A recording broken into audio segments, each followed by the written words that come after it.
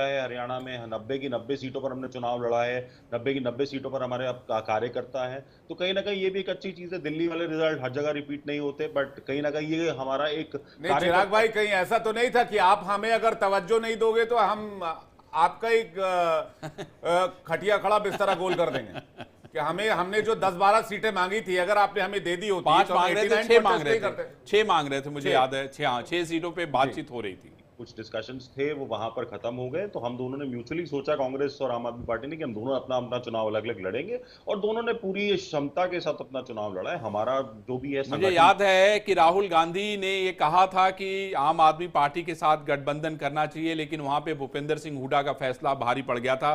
और हुड्डा जी ने ये मतलब ये कहा गया कि हुड्डा जी नहीं चाहते हैं कि जो है गठबंधन हो, और उसका रिजल्ट आज लोगों के सामने दिख रहा है। 49 पे जो है बीजेपी आगे चल रही है। कांग्रेस से भी रिएक्शन लेना चाहिए विवेक, मुझे लगता है। बिल्कुल। यश, यश इस पर मुझे लगता है कुछ कहना चाह रहे होंगे। यश।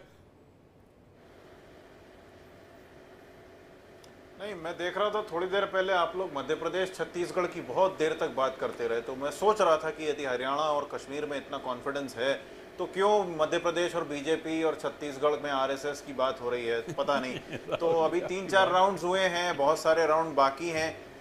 ये आप निश्चिंत रहिए कि जो जनता के ऊपर बीजेपी ने कश्मीर में 10 साल चुनाव नहीं होने दिए, उनको पता नहीं क्या क्या नाम रखे, और उसका नतीजा वो लोग देख रहे हैं। इंटरनेट बंद किया, लोगों को अपने घरों में बंद किया, हरियाणा में महिलाओं को सताया, युवाओं को सताया, डंकी रूट पे जाने को मजबूर किया। इतना सब होने के बाद यदि बीजेपी को बहुत सारे वोट मिलते हैं, अच्छी बात है, लोग देते होंगे, लेकिन उनकी सरकार नहीं बनेगी। सरकार न्याय की बनेगी और नहीं, इंडिया की आप तो बनेगी। जम्मू अभी कश्मीर में राउंड्स चल कांग्रेस रहे के हैं, साथ चलने सरकार बना दीजिए, लेंगे, हम सब यही लेकिन हैं। लेकिन क्या आम आदमी पार्टी के साथ अलायंस नहीं करना हरियाणा में आपको झटका दे जाएगा? नहीं, देखिए, ये सब मायने नहीं रखता है। मायने केवल ये रखता है कि आज नतीजे हैं, आज नतीजे आएंगे, कितनी सीटें किस पार्टी को मिली है वो दिखाई देगा, और उसके बाद विधायक दल मिलके इंडिया की सरकार में ये चुनेगा कि नेता कौन होगा विधायक दल का। मंथन करने अब की जरूरत पार्टी, है, आम आदमी पार्टी हमारे इस साथ बारे में गठबंधन में सोचने है। की जरूरत है कि आखिर ऐसा क्यों हुआ, जी? क्यों नहीं हुआ। विजय त्रिवेदी जी, मैं आपसे ये नहीं, समझना पर चाहती ये हूँ। कांग्रेस को ये भी सोचने की जरूरत है कि 10 सीटें लेकर बहुत ज्यादा खुश नहीं, नहीं देखिए, है। बिल्कुल सोचने की यही- जरूरत जम्मू नहीं। के पूरे नतीजे बड़ा बाहर सवाल रीजन रहता है। में 42 अभी तो राउंड्स चल रहे हैं। 43 सीटें अगर जम्मू के रीजन में है, उसमें से भी अगर आपको जम्मू और कश्मीर वैली में 10 सीटें मिलती हैं, खाली बहुत 10 खुशी सीटें की बात नहीं कांग्रेस को 4 सीटों का नुकसान अगर पिछली बार के लिहाज से देखें जम्मू कश्मीर में। विजय त्रिवेदी जी, ऐसा क्यों होता है कि कांग्रेस पार्टी जो है लोकसभा के बाद नंबर बड़े हैं, उनका कॉन्फिडेंस बड़ा है, राहुल गांधी की यात्राओं का जिक्र किया गया है, स्ट्रैटेजी बनती है, बड़े बड़े मेगा अलायंसेस भी होते हैं, लेकिन उसके बावजूद भी जो भी नतीजे आते हैं उसमें बहुमत आने से चूक क्यों जाती है? क्या आपको लगता है कांग्रेस का ये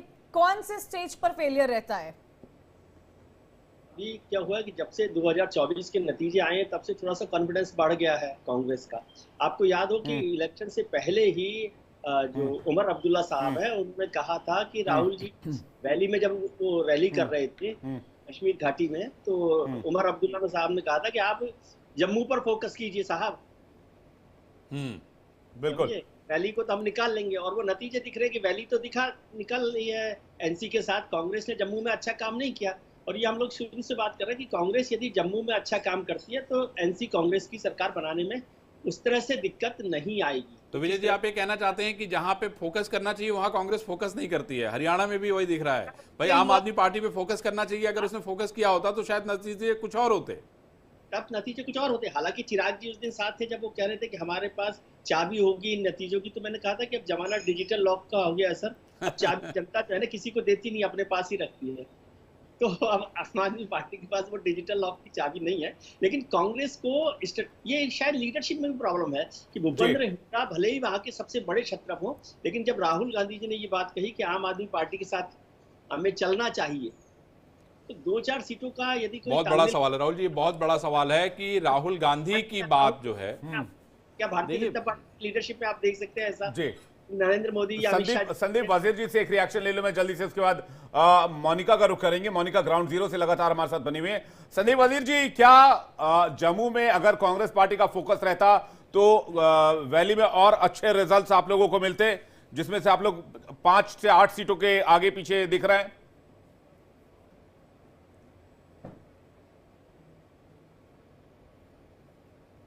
संदीप जी की आवाज नहीं मिल पा रही, एक बार चेक कीजिएगा प्लीज। संदीप जी आपका माइक चेक कीजिएगा, कहीं म्यूट तो नहीं है।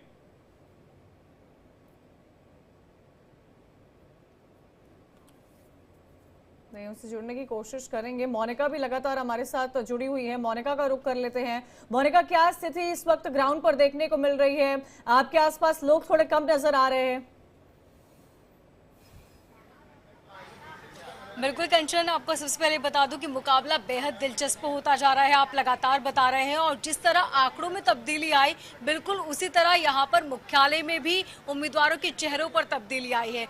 आप सुबह जब देख रहे थे पूरा सन्नाटा था, लेकिन जैसे ही आंकड़े बदले यहाँ पर हलचल थोड़ी सी तेज हुई है। यहाँ पर उम्मीदवारों के आने का सिलसिला शुरू हो चुका है, बीजेपी प्रवक्ता यहाँ पर आ रहे हैं और सभी की जुबान पर फिलहाल एक ही बात है कि ये तो ट्रेलर है साहब, पिक्चर अभी बाकी है। और आप देखिए कि कमाल होगा, और लड्डू तो नहीं लेकिन खीर जरूर बंटनी शुरू हो चुकी है कंचन।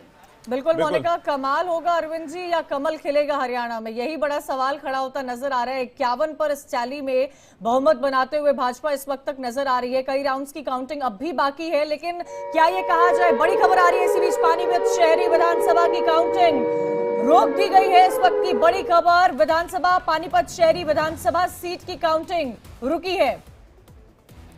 कांग्रेस के एजेंट के द्वारा ये काउंटिंग रुकवाई गई है। आपको बता दें, हरियाणा चुनाव को लेकर बड़ी और अहम खबर आ रही है। कांग्रेस एजेंट ने मशीनों में धांधली का आरोप लगाया है। वीरेंद्र शाह काउंटिंग सेंटर पर कांग्रेस के प्रत्याशी पहुंचे हैं। अरविंद जी, क्या कहा जाए, ऐसी खबरें अभी और आना शुरू हो जाएंगी? निश्चित रूप से देखिए, फाइट बहुत हरियाणा में नेक टू नेक है, बहुत ज्यादा अंतर नहीं होगा। कोई 500 से आगे है, कोई 400 से आगे है। और जब अभी 5वें, 6वें, 7वें राउंड की राहुल जी, मैं समझता हूं कि जब ईवीएम मशीन खुलता है तो बहुत तेजी के साथ गिनती शुरू हो जाती है, ज्यादा समय नहीं लगता है। तो ये समझना बहुत जरूरी है यहाँ पे है कि हार जीत का अंतर बहुत बड़ा नहीं होगा। विनेश फोगाट पीछे चल रही हैं 2000 वोटों से, जुलाना सीट से विनेश फोगाट, जो कि कांग्रेस के टिकट पर चुनाव लड़ रही थी। अनिल विज अंबाला कैंट से लगभग 1200 वोट से पीछे चल रहे हैं।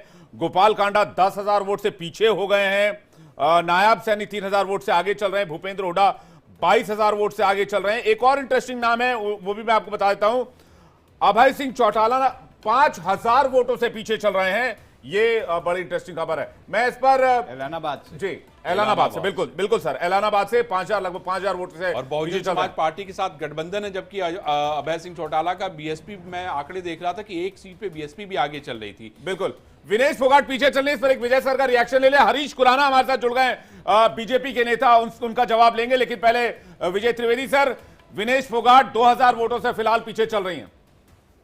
विनेश फोगाट का पीछे चलना कांग्रेस के लिए बड़ा सेटबैक होगा, और भारतीय जनता पार्टी तो इसमें सबसे ज्यादा खुश नजर आएगी, क्योंकि उनके लिए एक बड़ा मैसेज के तौर पर है। विनेश फोगाट केवल कांग्रेस के कैंडिडेट के तौर पर वहां पर नहीं है, एक सेलिब्रिटी है। और दूसरा, जो पहलवानों का जो इशू बना पूरे इलेक्शन में और पिछले 1 साल में, उसका हीरो विनेश फोगाट रही है। और जब वो वहां से लौटी, ओलंपिक से लौटी, दुष्यंत ये दीपेंद्र वहां पर पहुंचे, उनको लेकर आए, और कांग्रेस ने विनेश फोगाट को केंद्र सरकार के साथ, पहलवानों के साथ जाति को लेकर जोड़ा है। और विजय जी, बीजेपी के विरोध का सिंबल विनेश फोगाट। हाँ, और एक चीज और कहूंगा कि ये बृजभूषण शरण भी बड़े प्रसन्न होंगे आज, मुझे लगता है कि विनेश फोगाट का अगर रिजल्ट देखेंगे, क्योंकि मुझे याद है उनका जब टिकट कटा था तो पहलवानों का इशू बहुत बड़ा एक मुद्दा था।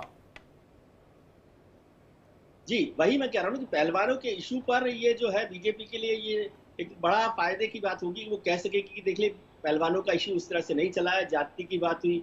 और खासतौर से ओलंपिक के दौरान जब उनका वेट वाला जो कंट्रोवर्सी हुई और उनको मेडल नहीं मिल पाया, तो बहुत सारे लोगों ने कहा कि ये बीजेपी ने साजिश की है और उनकी मदद नहीं की, तो वो लगता है। लेकिन विनेश फोगाट हार जाए, मुझे अब भी थोड़ा सा इसमें गुंजाइश लगती है। देखना चाहिए कि कहां तक वो पहुंचती है, क्योंकि वो एक सेलिब्रिटी है। हालांकि जो सीट है जुलाना, वो कांग्रेस बहुत लंबे समय से जीती नहीं है, लेकिन हाँ, कुछ राउंड्स की वोटिंग काउंटिंग जो है वो अब भी बाकी है। राहुल जी, एक बात बताइएगा, क्योंकि आप कास्ट डायनामिक्स पर लगातार बात कर रहे थे कि कास्ट को लेकर हरियाणा में वोट किया जा रहा है। महंगाई एक मुद्दा रहता है, क्योंकि जोर शोर से इस पर चर्चा तो होती है जब चुनाव होता है, चुनावी कैंपेन्स होते हैं, आरोप प्रत्यारोप की राजनीति देखने को मिलती है। लेकिन जब वोट होता है तो क्या महंगाई मुद्दा लोगों के जहन से निकल